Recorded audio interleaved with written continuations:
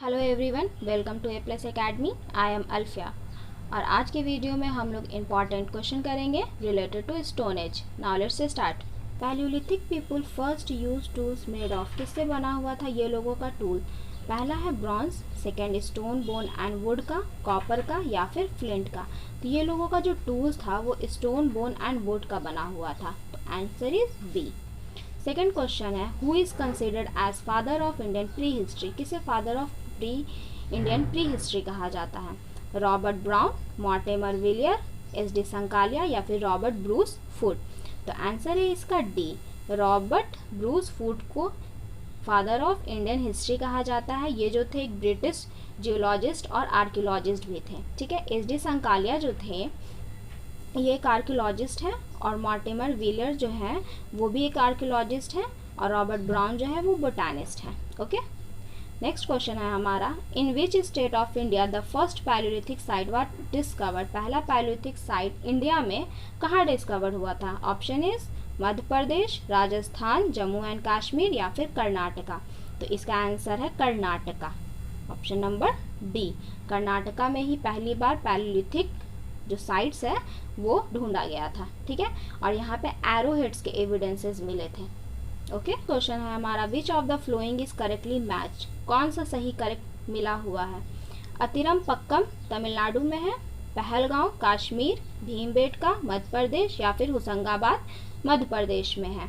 ठीक है, अतिरम पक्कम जो है वो तमिलनाडु में है, पहलगांव जो है वो कश्मीर में है, लेकिन भीमबेटका जो है वो मध्य प्रदेश में है। तो ये आंसर हमारा गलत है। इसका मतलब इसका आंसर हो गया 1, 2 एंड 4, ऑप्शन नंबर सी।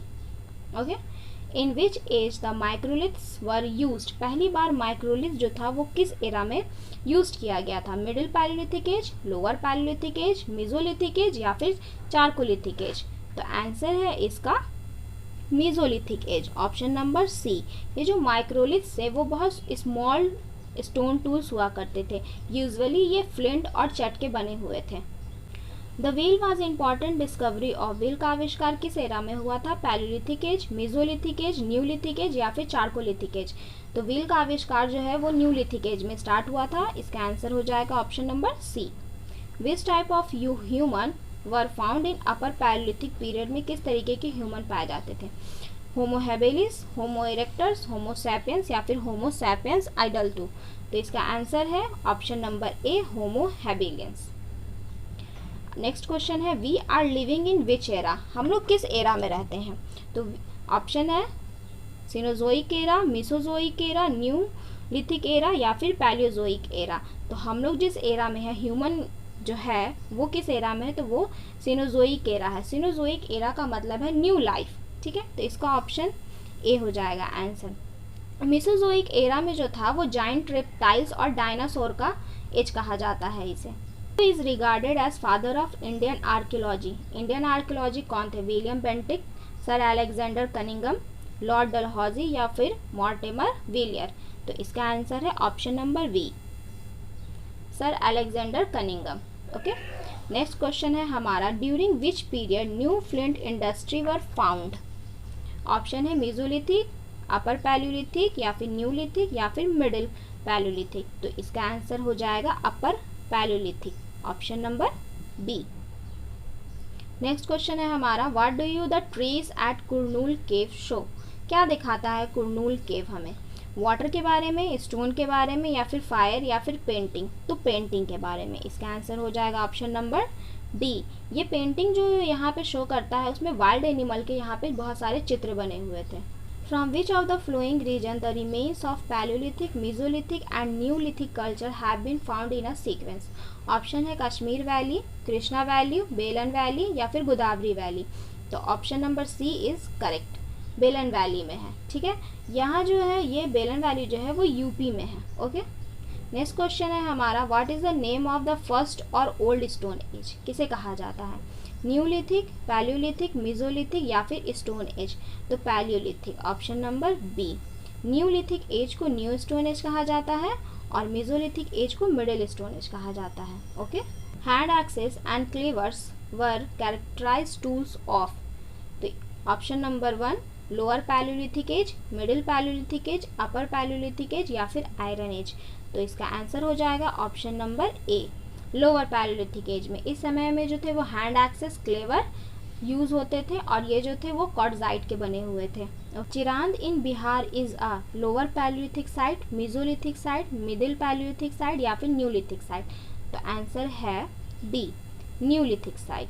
ठीक है, चिरांद में हमें बोन्स और एंटलर्स के टूल ज़्यादातर देखने को मिले हैं। ओके, नेक्स्ट क्वेश्चन है हमारा, the use of bow and arrow begin from which period, Neolithic, Mesolithic, chalcolithic या फिर Palaeolithic.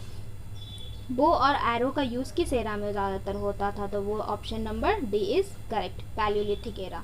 Man passed from the food gathering stage to the food producing stage in the palaeolithic age, Mesolithic age, Neolithic age या फिर chalcolithic age. तो answer है सी, Neolithic age में लोग जो थे वो फूड गैदरिंग से फूड प्रोड्यूसिंग की ओर चले गए थे। नेक्स्ट क्वेश्चन है, the Mesolithic sites show evidences of, Mesolithic site से हमें किस चीज़ के एविडेंसेस मिले हैं। ऑप्शन है hunting, fishing, domestication of animal या ऑल ऑफ द अबव। तो आंसर हो जाएगा डी, तीनों के मिले हैं। Which Neolithic sites show evidences of dog burial along with human beings, किस साइट से हमें एविडेंसेस मिले हैं कि डॉग को उनके मास्टर के साथ दफनाया जाता था। ब्रह्मगिरी, उथौर, बुरजाहोम या फिर मस्की। तो आंसर इज बुरजाहोम। बुरजाहोम से हमें ये चीज़ का एविडेंसेस मिला है कि डॉग को उनके मास्टर के साथ दफनाया जाता था, और बुरजाहोम से बहुत सारे पिट हाउसेस के भी एविडेंसेस मिले हैं। नेक्स्ट क्वेश्चन है हमारा, the majority of early stone age tools in India were made of, किसके बने हुए थे, क्वार्टजाइट के, एगेट के, स्टेटाइट के या फिर कार्नेलियन के। ठीक है, तो option number A is correct, quartzite के बने हुए थे ये ज़्यादातर ये स्टोन जो थे, स्टोन एज के वक्त में जो भी स्टोन यूज़ हुआ करते थे वो क्वार्टजाइट के बने हुए थे। The earliest known farming settlement in Indian subcontinent, option is Brahmagiri, Chirand, Mehrgarh या फिर बुरजाहोम। तो option number C is correct, Mehrgarh. Mehrgarh में हमें है ना सबसे पहले फार्मिंग के एविडेंसेस हमें मिले हैं, जहाँ पे बार्ली, वीट ये सारा क्रॉप जो है वो कल्टीवेट किया जाता था। और जो मेहरगढ़ है वो बोलन रिवर के पास ये मेहरगढ़ कल्चर डेवलप हुआ था, जो कि प्रेजेंट डे अभी पाकिस्तान में है। The stone age is divided into 3 periods based on the use of fire, use of language, kind of crops या फिर काइंड ऑफ टूल्स। किसके आधार पर तीनों स्टोन एज को बांटा गया है, तो option number D is correct, kind of tools. धीरे धीरे जैसे जैसे पैलियोलिथिक से मेसोलिथिक, मेसोलिथिक से न्यूलिथिक एज में लोग चले जाते गए, उस तरीके से टूल्स जो थे वो इम्प्रूव होते चले गए थे। नेक्स्ट क्वेश्चन है हमारा, polished stone tools used in Paleolithic age, Mesolithic age, Neolithic age या फिर चारकोलिथिक एज। तो पॉलिश्ड स्टोन टूल्स जो थे वो किस एरा में यूज़ किए जाते थे, तो option number C is correct, Neolithic age में पॉलिश्ड स्टोन टूल्स यूज़ किया जाते थे। पैलियोलिथिक एरा में जो टूल्स थे वो स्टोन और वुड के बने हुए थे, और मेसोलिथिक एरा में जो टूल्स थे वो माइक्रोलिथ्स के थे। ओके, नेक्स्ट क्वेश्चन है, domestication of animals and cultivation of plants started in Paleolithic age, Mesolithic age, Neolithic age या फिर चारकोलिथिक एज। तो option number C is correct, Neolithic age में डोमेस्टिकेशन, एनिमल का डोमेस्टिकेशन और cultivation of plants start हो चुका था अच्छी तरीके से।